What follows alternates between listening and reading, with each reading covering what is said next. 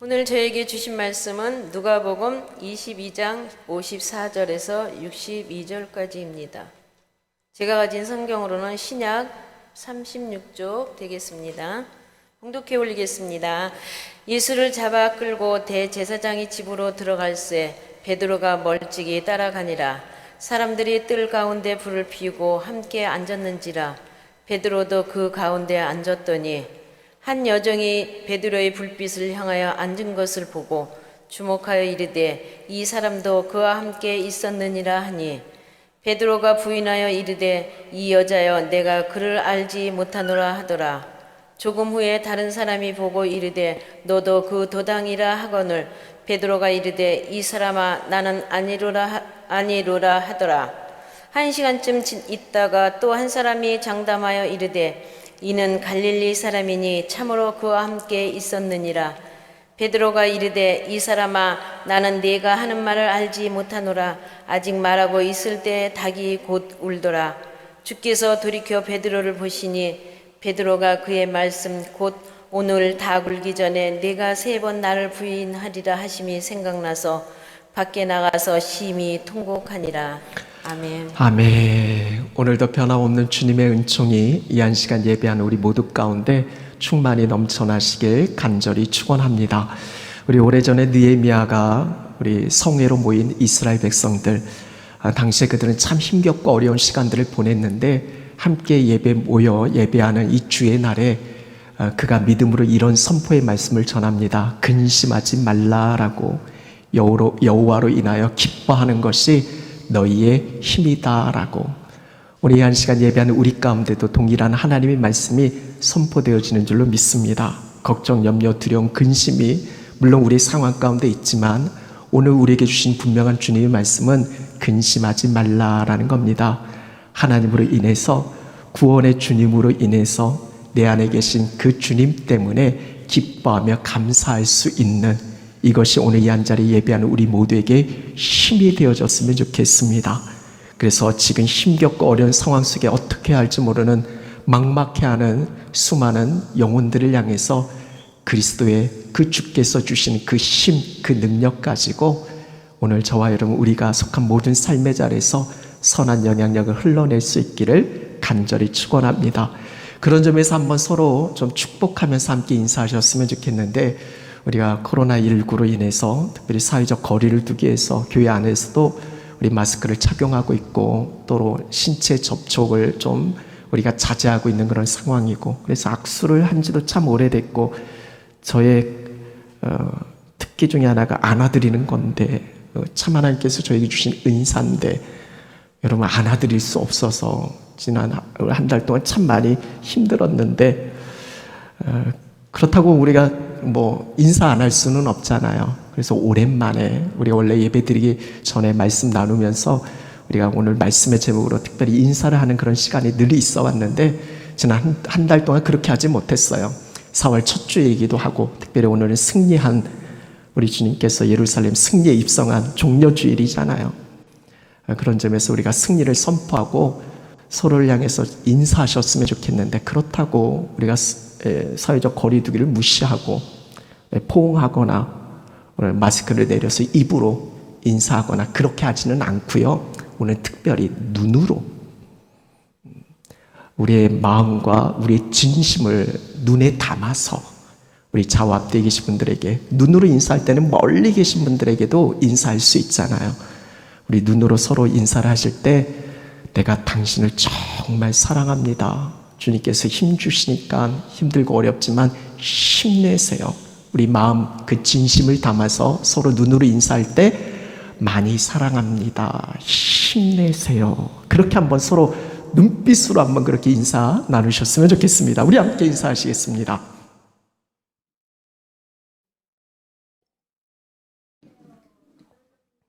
아니요, 입으로 말고 눈으로.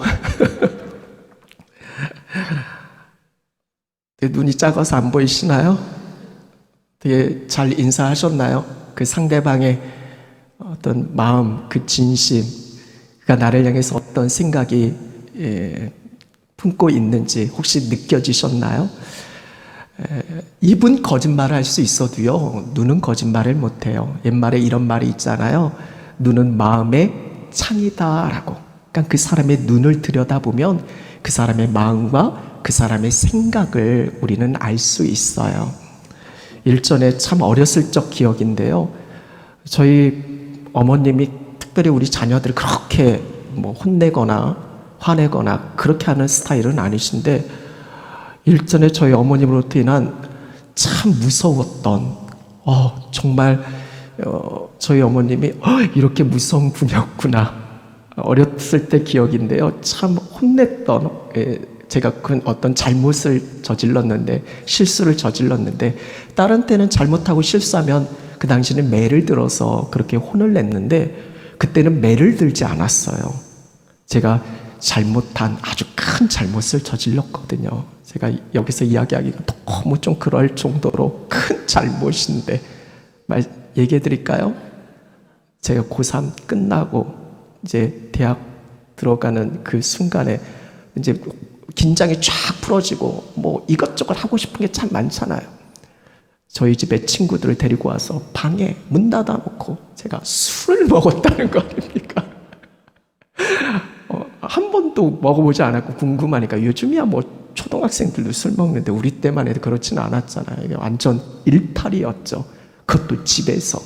근데 저희 어머님이 어떻게 그 현장을 급습하셔서 문을 딱 열고 한마디 말씀 안 하시고 눈빛으로 저한테 말하시는데, 그때 그 노여움이요 얼마나 큰 충격이었는지. 차라리 대놓고 막 뭐라고 하셨으면 좀 뭐 그랬을 텐데, 덜했을 텐데, 그 눈, 그 어머님의 눈을 보고 제가 참 무서웠던. 그래서 그 뒤로는 물론 쬐끔 먹었어요. 저는 바로 신학하지 않고 저는 일반 공대를 나왔으니까, 저희 때만 해도 공대는 모이면 술 먹는 그런 시기였으니까, 그렇다고 제가 뭐 아주 뭐 개차봤다거나 그러지는 않고요. 아주 쬐끔 방황의 시기가 조금 있었어요. 근데 그때 기억이 아직도 생생해요. 어머님의 눈이 차라리 매를 맞고 막 뭐라고 했을 때, 그때 기억은 거의 없는데 아직도 그때 어머님이 저를 보셨던 그 눈빛이, 그래서 그 뒤로는 그게 무서워가지고 제가 어떤 잘못이나 어떤 큰 실수를 저질 때 이렇게 하면 안 되겠다라는 그런 생각을 품었던 그런 기억이 있습니다. 제가 말씀드리고자 하는 요지는, 눈을 보면 그 사람이 어떤 생각을 하고 있는지, 또 어떤 마음을 품고 있는지 그것을 알 수 있게 되어진다라는 거죠. 오늘 서로 눈빛으로 인사를 하셨잖아요. 상대방에게 어떤 느낌을 가지셨나요? 물론 짧은 시간에 우리가 집중하지는 못해서 저 사람이 어떤 마음을 품고 있는지, 어떤 생각을 갖고 있는지 이 짧은 시간에 물론 알 수는 없었겠지만, 그래도 그 눈을 보면 저 사람이 진심으로 나를 대하고 있는지 그 눈빛으로 우리는 알 수 있게 되어진다라는 거죠. 우리가 잘 아는 유행가 가사도 있잖아요. 이거 아시는 분은 옛날 사람이에요. 눈빛만 봐도 알 수 있잖아. 몰라요? 모르세요? 달빛 창가 모르시나? 눈빛만 봐도 알 수 있잖아. 정말 그래요. 말은 하지는 않더라도요, 말을 건네지 않아도요, 그 사람의 눈을 보면 우리는 알 수 있어요. 오늘 여러분의 눈은 무엇을 담고 계신가요? 지금 여러분께서 바라보시는 세상은 어떤가요? 우리가 관계하고 있는 수많은 사람들을 바라보시는 여러분의 눈에 여러분은 무엇을 담고 계신가요? 오늘 본문의 말씀을 통해서 이것을 좀 이야기하고 싶어요. 지금 나는, 내 눈에는 무엇을 담고, 그래서 내 눈을 바라보는 상대방이 이 비춰지는 어떤 느낌과 어떤 생각을 그들이 품게 되어지는가. 오늘 말씀을 통해서 이런 이야기를 좀 나누려고 해요. 오늘 본문의 이야기는 우리가 너무나 잘 알고 있는 말씀입니다. 베드로가 몇 번에 걸쳐서 예수님을 모른다고 부인하죠? 3번에 걸쳐서 예수님을 모른다고 부인해요. 이 이야기는 마태, 마가, 누가, 요한, 사복음서 전체가 다 다루고 있는 그만큼 그 내용이 주는 의미가 참 중요한 그런 말씀이에요. 여러분, 베드로가 어떤 사람이었나요? 처음 예수님께서 베드로를 부르셨을 때 배와 금을, 심지어는 부침까지도 버려두고 예수님을 따라 나섰던 수제자예요. 예수님께서 순환을 예고했을 때 이제 십자가에 고난을 받고 죽음을 당할 것이다, 그런 예고를 했을 때 베드로는 어떻게 이야기해요? 절대로 그런 일은 없을 거다. 다른 사람 다 예수님을 버려도 저는 끝까지 주님 따라가겠다라고, 내가 죽을지언정 주님과 함께 하겠다라고. 이게 베드로의 결심이었어요. 각오였어요. 결단이었어요.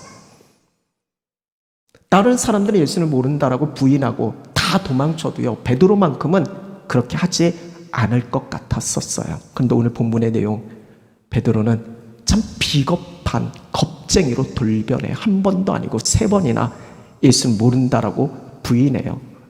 그래도 다른 제자들보다는 조금 난 것 같아요. 왜냐하면 예수님께서 겟세마네 기도 후에 가룟 유다가 이제 무리를 동원해서 예수님을 잡으러 오잖아요. 예수님이 붙잡혀 가실 때 다른 제자들은 다 버리고 도망갔다라고 성경은 그렇게 전하고 있거든요. 근데 베드로는 그래도 오늘 말씀 시작되어지는 53절 말씀 보니까 예수님께서 대제사장의 집으로 잡아 끌려갈 때 베드로는 어떻게 따라가요? 멀찍이 따라가요.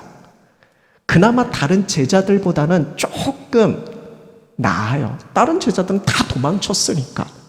그런데 베드로는 멀찍이 그렇게 예수님을 따라가게 되어져요. 따라가는 이유가 있어요.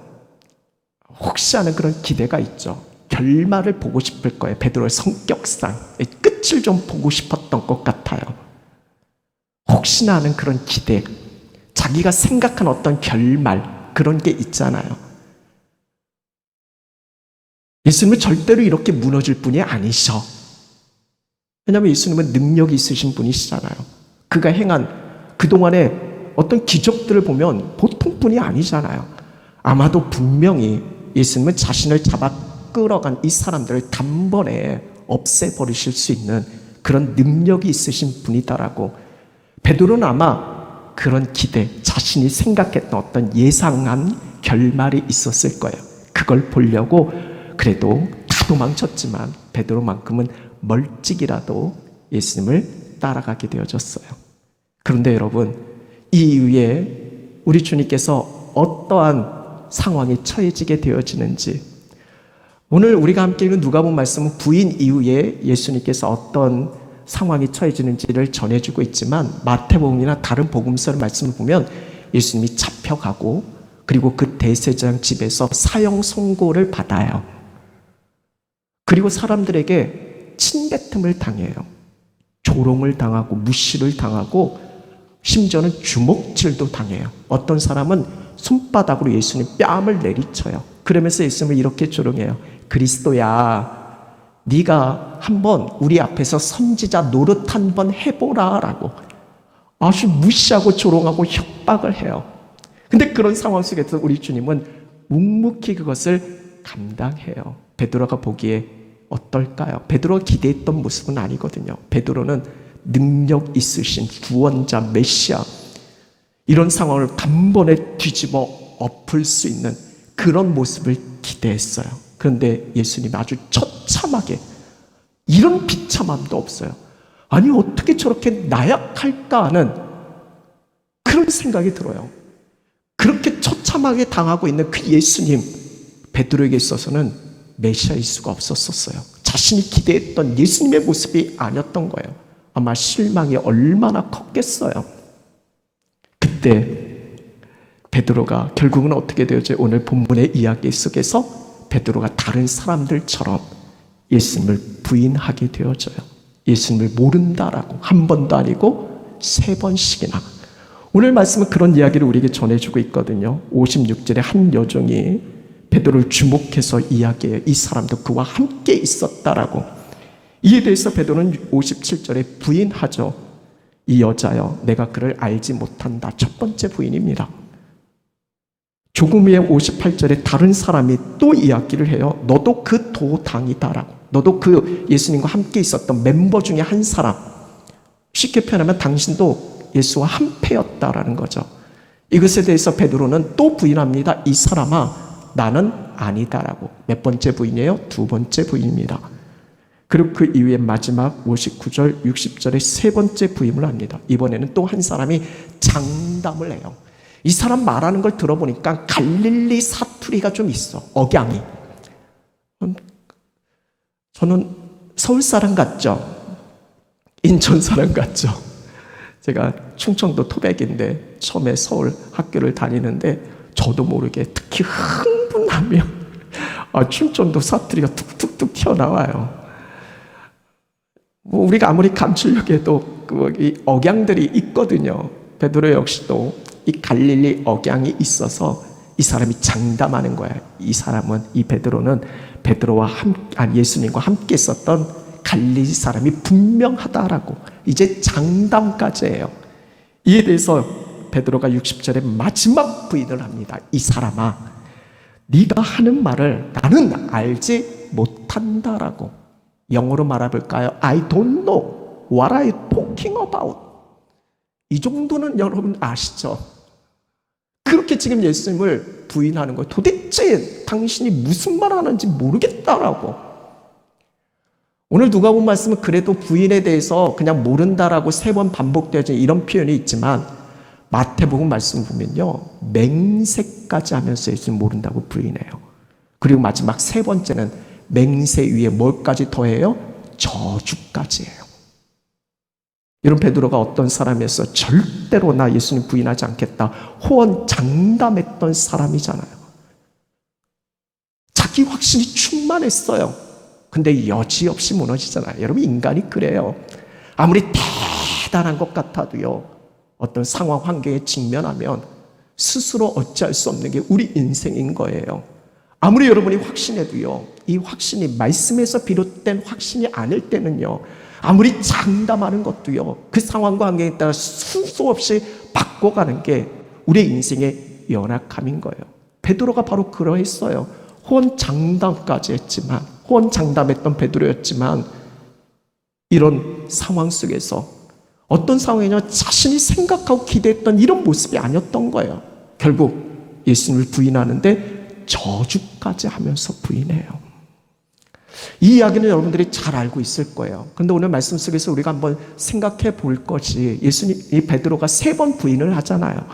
근데 이게 연이어서 어떤 생각할 겨를도 없이 내가 예수님 모른다고 부인했는데 또 이 사람이 와서 이야기했을 때, 나 예수님 몰라.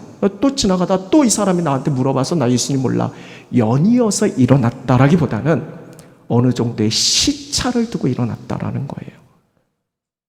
누가복음 말씀은 이 부분에 대해서 분명히 전해. 다른 복음서와의 차이가 여기에 있어요. 그래서 우리는 흔히 베드로가 그냥 연이어서 여러 가지 상황이 좀 무섭고 두려우니까 자신도 모르게 그냥 내뱉은, 예수님 모른다, 그렇게 한다라고 생각을 하는데 그렇지 않다라는 거예요. 첫 번째 부인과 두 번째 부인 사이에, 여기서 부인은 와이프가 아니에요. 모른다고 부인하는 첫 번째 부인, 두 번째 부인, 이게 졸다가 딴 생각하다가 말씀드리면 뭐 첫 번째 부인, 두 번째 부인 막 다른 쪽으로 생각할 수 있어요. 그렇지 않아요. 잘 따라오세요. 첫 번째 부인과 두 번째 부인 사이에 58절에 시차가 어느 정도 돼요? 조금 후에요. 58절 시작절 조금 후에. 이 조금이라는 건 말 그대로 정말 연이어서 일어날 수 있어요.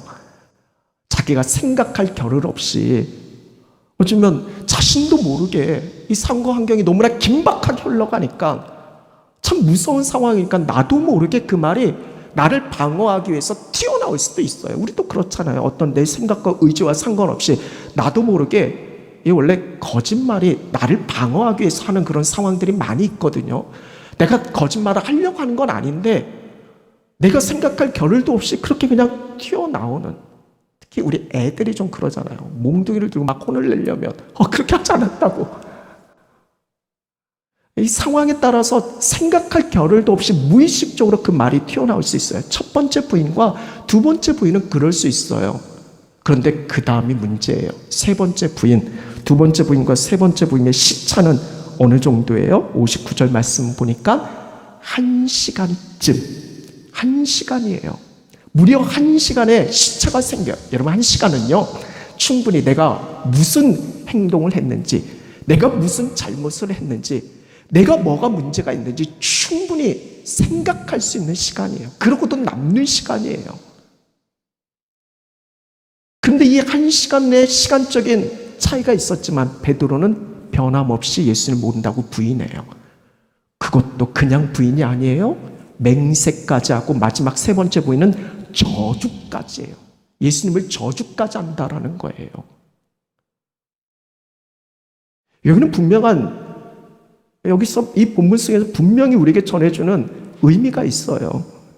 첫 번째 부인과 두 번째 부인은 그냥 얼떨결에하는 무의식적인 행동일 수 있어요. 그런데 이 마지막 부인만큼은 베드로가 의지를 가지고 생각을 하면서 예수님을 적극적으로 모른다고 부인하고 있는 거예요. 만약에 무서운 상황이었다면, 두려운 상황이었다면 그냥 그 자리를 벗어나면 그만이잖아요. 근데 베드로는 계속 있잖아요. 그리고 1시간 동안에 계속해서 예수님을 저주까지 하면서 부인하고 있잖아요.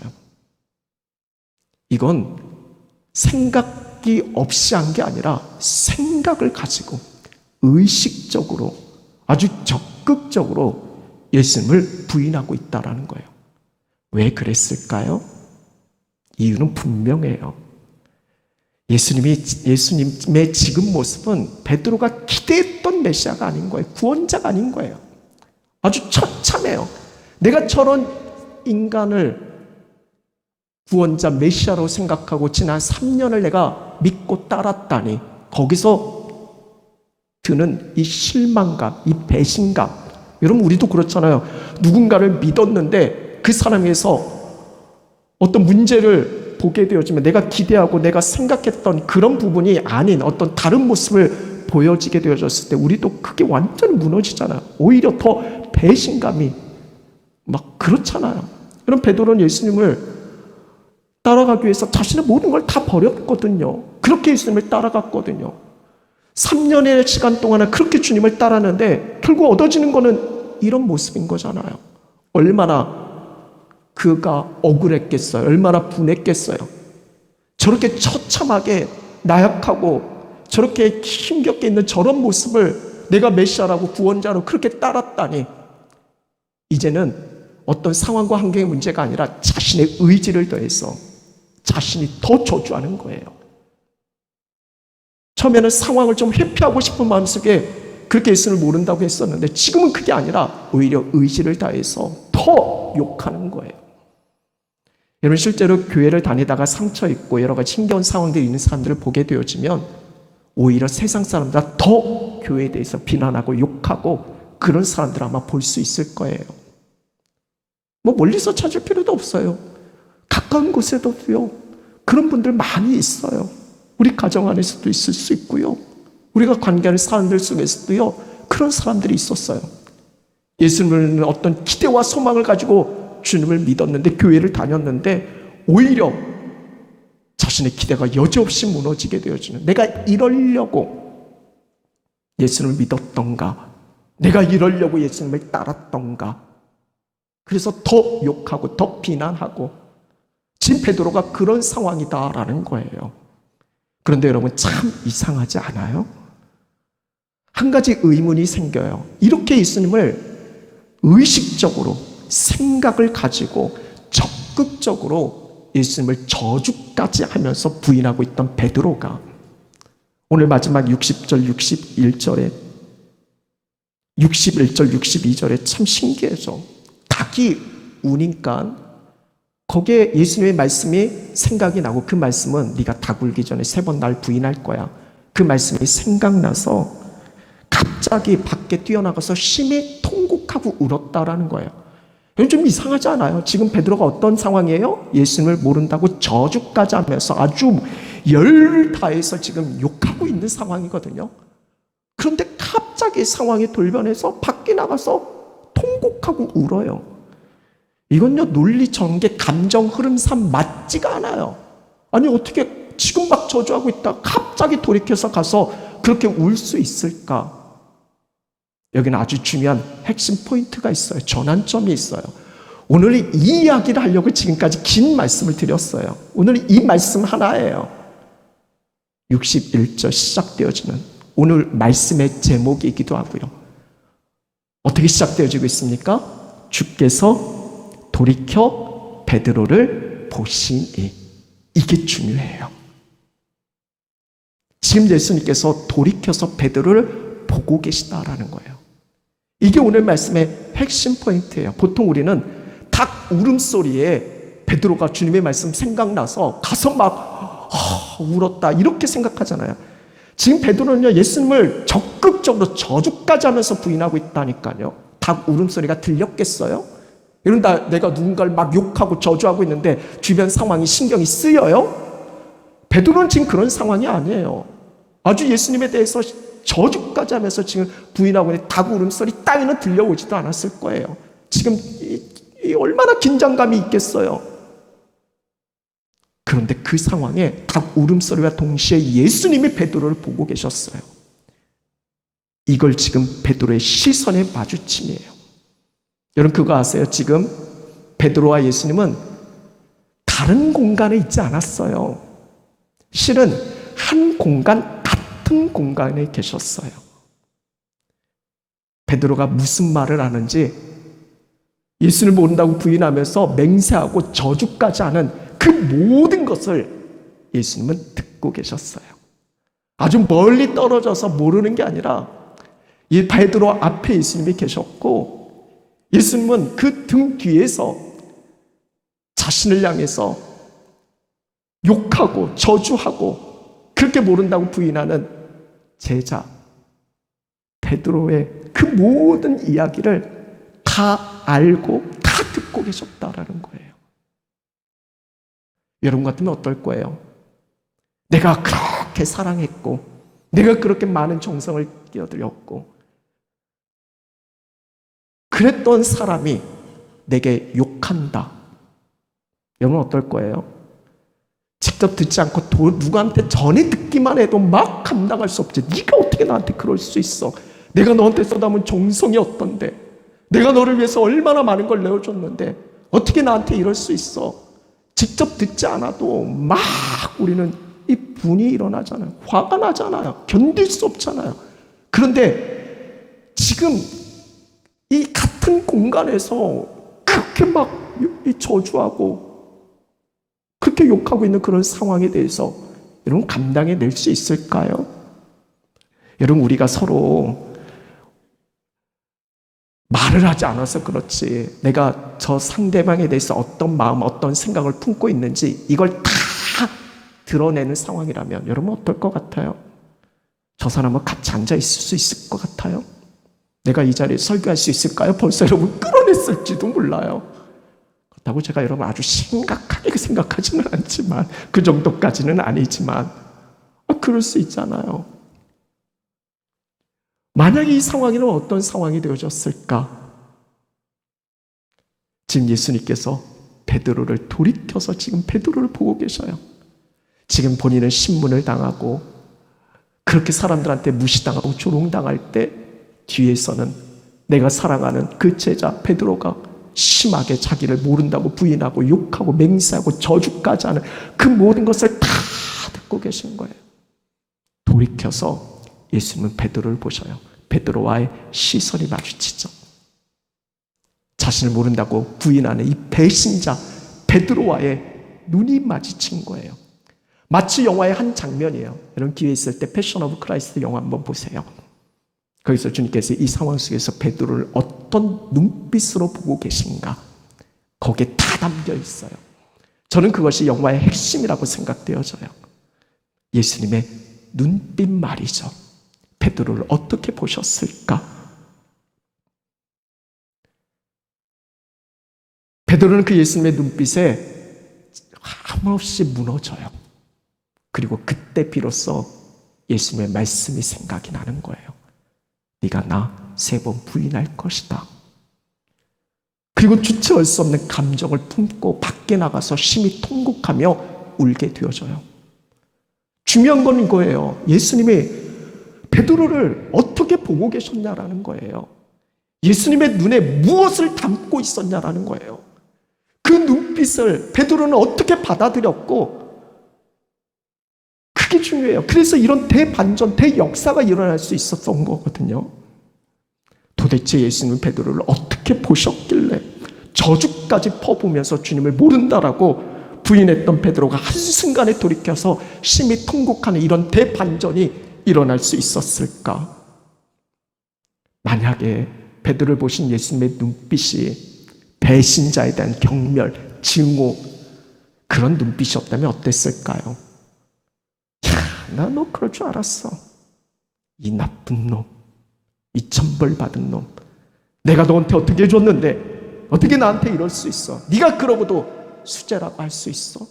어떤 책망과 원망을 담은 그런 차가운 시선이었다면 어땠을까요? 그렇다면 베드로 성격상 베드로는 가만히 있지 않았을 거예요. 오히려 반발이 더 심했어요. 베드로는 보통 불같은 성격이잖아요. 만약 그런 시선으로, 그런 눈빛으로 베드로를 보셨다면 베드로는 당장 예수님께로 뛰쳐가서 예수님의 뺨을 내리쳤을지도 몰라요. 다른 사람들처럼 말이죠. 당신이 어떻게 나한테 이럴 수 있어? 오히려 더 내가 당신을 그래도 주라고, 주님이라고 믿고 따르고 내 모든 것 다 버려두고 쫓아왔는데 지금 이게 뭐냐고. 내 3년이란 시간을 어떻게 돌려놓을 거냐고. 오히려 그렇게 예수님께 더 반발하고 심하게 대들고, 여러분 그러지 않았겠어요? 중요한 것은 예수님은 그렇게 베드로를 보지 않았다라는 거예요. 변함없는 사랑의 눈으로 보신 거예요. 예수님의 눈에는 사랑이 담겨져 있어요.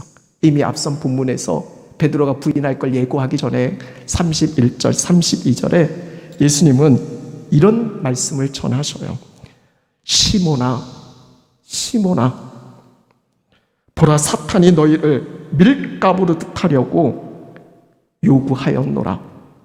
그러나 내가 너를 위하여 내 믿음이 떨어지지 않기를 기도하였노니 너는 돌이킨 후에 내 형제를 굳게 하라라고. 이미 예수님은 이 상황을 다 알고 계셨잖아요. 그럼에도 불구하고 베드로를 끝까지 품어내셨잖아요. 베드로가 배신할 걸 몰라서 베드로를 택한 게 아니잖아요. 여러분 같으면 가룟 유다 택하겠어요? 여러분의 제자로요? 미쳤어요? 정신 나갔어요? 그런 일을 왜 해요? 이 자식이 나한테 어떻게 할 걸 아는데 그를 택할 수 있어요? 품어낼 수 있어요? 근데 예수님은 하시잖아요. 예수님의 사랑은 이 사람이 어떠하는가 이거와 상관없어요. 그래서 일방적인 사랑이에요. 전적인 사랑이에요. 끝까지 아는 영원한 사랑이에요. 세상에서 이야기하는 것처럼 주고받는 게 아니에요. 내가 이만큼 했으면 너도 이만큼 해야지, 그게 아니에요. 그것과 상관없이 내어주는 거예요. 예수님은 베드로를 품어내세요. 자신의 면전에서 욕하고 저주하고, 나는 이렇게 지금 고통당하는데 어떻게 같은 마음을 못 품을지언정 어떻게 나한테 이럴 수 있어? 그게 아니라, 베드로야,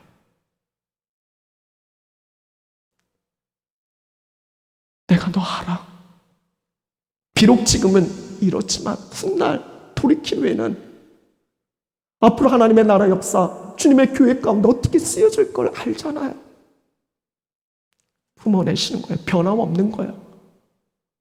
포기하지 않는 사랑인 거예요. 지금 당장 보여지는 그 모습 가지고 판단하고 정죄하고 죽일 듯이 달려드는 게 아니라 끝까지 품어내는 그 사랑. 괜찮아. 그럴 수 있어. 하고 용납하고 받아주는 거예요. 예수님의 눈은요, 변함없는 사랑의 호수였어요. 베드로는 그 예수님의 눈에 그걸 느낀 거예요. 거기서 자기가 무너지는 거예요. 저주를 내뱉었던 자신의 이 추악한 모습이 보여지는 거예요. 그 전까지는 그게 보일 수 있어요. 내가 당한 것만 생각하지. 그런데 그 눈빛, 그 사랑이 담겨져 있는 그 주님, 나를 향한 그 주님의 사랑이 얼마나 큰가, 이게 깨달아지고 느껴지니까 견딜 수 없는 거예요. 그래서 그는 밖에 나가죠. 그때 이제 닭이 울고 있는 상황인 거죠. 심히 통곡하고 울어요. 여기서의 심히 통곡은요, 회개의 통곡이에요. 성경에서 말하는 회개가 뭔지 아시죠? 히브리어 슈브라는 동사는 되돌아오다예요. 이건 뉘우침과는 달라요. 똑같은 상황에서 베드로는 뉘우쳤잖아요. 근데 돌아가지 않았어요. 베드로는 돌이켜요. 내 중심, 내 생각, 이게 얼마나 어리석은 건지, 내가 품은 이 확신이 얼마나 힘없이 무너지는 것인지, 그걸 깨닫고 돌이켜요. 누구에게로요? 주님께로 말이죠. 이게 제자리를 찾는 거예요. 이게 되돌아가는 거예요. 실패했지만, 무너졌지만 다시 새롭게 되어질 수 있는 거예요. 그 은혜가 오늘 이 자리에 예배하는 우리 모두에게도 부어지는 거예요. 사순절의 핵심이 뭐예요? 지난달 계속해서 불렀던 찬양이 뭐예요? 돌아오라라잖아요. 이게 하나님의 뜻인 거예요. 자신의 중심, 내 삶의 방향에서 철저히 돌이켜서 주님을 인정하고, 말만 주여 주여가 아니라 나의 모든 것 대신 주님을 인정하고 그분께 복종하고 그렇게 따라가는 거예요. 이게 성경에서 말한 진정한 회개인 거예요. 그런데 그 회개의 원동력이 어디 있어요? 베드로 스스로가 내가 회개해야지, 내가 돌아가야지 그렇게 결단했나요? 어떤 자신의 의로움이 있었나요? 내가 이루고자 하는 어떤 성취의 능력이 있었나요? 그게 베드로를 세운 게 아니에요. 그런 건요, 아무리 대단한 인간이라도요, 불확실한 우리의 삶, 어찌할 수 없는 우리의 주변의 어떤 상황 속에 수없이 무너지는 게 우리의 연약함이잖아요. 그런데 중요한 건 그럼에도 불구하고 끝까지 포기하지 않고 변함없이 우리를 바라보고 계시는, 우리를 품어내시는 주님의 사랑 때문에, 그 사랑의 능력이 베드로를 돌이키게 한 거예요. 그 사랑의 능력이 베드로를 세운 거예요. 그 사랑의 능력이 훗날 교회 역사 가운데 놀라운 하나님의 일들이 이루어갈 수 있는 사도 베드로를 세우게 되어진 거예요. 순간순간 베드로는 그 주님의 사랑의 눈빛을 기억할 거예요. 왜 힘들고 어려운 순간이 없었겠어요? 그러나 기억하는 거죠. 우리가 잘 아는 요한 1서의 말씀에 사랑 안에 두려움이 없다라고. 사랑은 두려움을 내어 쫓는다라고. 두려워하는 자들은 실제로 그 사랑에 온전히 거하지 못하기 때문에. 왜 두려움적인 요소가 없겠어요? 왜 걱정, 염려, 두려움이 없겠어요? 그러나 주님의 사랑 안에 우리가 있으면 어떤 두려움적인 요소들도요, 다 떨쳐낼 수 있다라는 거예요. 주님의 사랑을 생명까지 내어주셨잖아요. 우리가 잘 아는 로마서 말씀에 우리가 연약하고 죄인이고 하나님과 원수 되어졌을 때, 우리가 잘나고 특별하고 대단해서가 아니라 자격이 안 돼요. 조건이 맞아지지 않아요. 죄인이라니까요. 원수라니까요. 그럼에도 불구하고 우리를 향한 그 사랑으로 십자가에 죽기까지, 그 사랑을 십자가에서 확증하신 거예요. 그래서 십자가는 고난이기 전에 우리를 향한 사랑인 거예요. 십자가만을 생각하면서 막 고난, 힘든 그게 아니라 우리의 가치는 이미 거기서 결정되어진 거잖아요. 나를 향하신 그 주님의 사랑이 얼마나 큰가, 얼마나 놀라운가. 내가 그냥 하나님의 자녀가 되어진 게 아니에요. 그 주님의 그 강력한, 그 표현할 수 없는 그 놀라운 사랑 때문에 내가 보배롭고 존귀한 주의 자녀가 되어줄 수 있다는 것. 이것이 우리를 다시 일으켜 세우는 거예요. 이것이 다시 시작할 수 있는 거예요. 여러분, 예수님의 참된 능력을 어디서 찾아요? 많은 사람들은 능력 있는 삶을 살기를 원하죠. 그리고 그 능력을 구하죠. 예수님, 물로 포도주를 바꿨잖아요. 오병이의 기적이 있었잖아요. 수많은 병자가 나았잖아. 이런 표적이 내게도 있게 해달라고. 표적을 무시하는 건 아니에요. 근데 여러분, 예수님의 참된 능력은 물질적 표적이 있지 않아요. 오히려 당시 사람들은 그런 표적을 경험하고도요, 또 다른 표적을 구해요. 이게 얼마나 어리석은 거예요. 그리고 여러분, 이런 물질적 표적은요, 세상 어느 종교를 가도 다 찾아볼 수 있어요. 오히려 사회적으로 비판받는 이단들이 더 이런 표적을 이야기를 해요. 예수님의 능력은 거기에 있지 않아요. 자격도 안 되고 조건도 안 되고, 세상적으로 볼 때 그냥 천발마다 마땅히 죽어야 할, 어떻게 내 면전에서 그렇게 사랑을 품어냈는데 저주할 수 있어. 이런 애들은 그냥 죽어 마땅하잖아요. 그런 자조차도 변함없이 품어내고 사랑할 수 있는 그 주님의 사랑, 여기 능력이 있는 거예요. 그 사랑 때문에 주님이 십자가를 지시잖아요. 주님의 참된 능력은 여기에 있어요. 사랑이에요. 오늘 종려주일이잖아요. 예수님께서 승리의 입성, 그렇게 예루살렘을 향해 들어가시잖아요. 수많은 무리들이 호산나 그렇게 주님을 맞아들이잖아요. 근데 말이 좋아 왕으로서의 어떤 귀환이지 실제로 그렇지 않잖아요. 이제 며칠 뒤에 이 무리들이 자신을 십자가에 못 박혀 죽인다는 거 알잖아요. 여러분 같으면 그 예루살렘 향해 가고 싶겠어요? 뒷걸음 치지 않겠어요? 아유, 이런 자들을, 이런 사람들 향해서 내가 어떻게 가? 근데 여러분, 누가복음 앞선 본문 19장 28절에 예수님이 예루살렘을 향하여 앞서가셨다라고. 열정이에요. 고난을 향해, 십자가를 향해서 어쩔 수 없이 나 이런 거 싫은데 하면서 끌려가신 게 아니라는 거예요. 앞서가서 예루살렘을 향해. 이건요, 패션이에요. 일전에도 말씀드렸죠. 패션. 두 가지 뜻이 있다라고. 하나는 고난, 하나는 열정. 예수님은요, 이 십자가를 순환으로만 생각한 게 아니라 열정으로 받아들이셔요. 그래서 친히 감당하셨다라고. 억지로 끌려가서 나 이거 당하기 싫은데 그렇게 고통을 당한 게 아니라 친히 그것을 열정으로 그 십자가를 받아들이신 거예요. 이유가 뭐예요? 사랑이잖아요. 우리가 우리 자식을 위해서 왜 고생해요? 왜 수고합니까? 내가 저런 자식을 위해서 왜 수고해요? 왜 노력을 해요? 분명하잖아요. 사랑하니까. 뭐 무슨 다른 말이 필요 있겠어요? 사랑하니까 내 몸 다 헌신해서라도, 차라리 내가 죽더라도 이 아이를 위해서 모든 걸 내어주고 싶은 것이 부모의 마음 아니겠어요? 우리 주님도 마찬가지인 거예요.